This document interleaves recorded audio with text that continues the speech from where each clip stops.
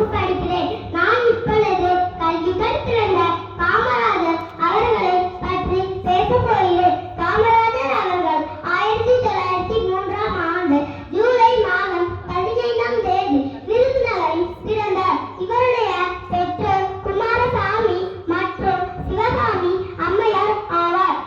காமராஜர் 1954 முதல் 1963 வரை 9 ஆண்டுகள் தமிழக முதல்வராக பணியாற்றினார். காமராஜர் இலவச கல்வி, இலவச மதிய உணவு திட்டம் என பல திட்டங்களை தொடங்கி வைத்தார்.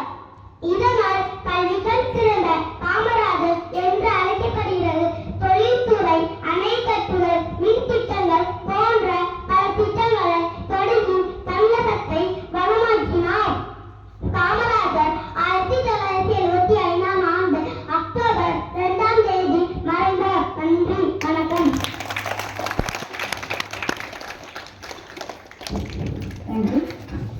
மகாத்மா காந்தி பற்றி பேச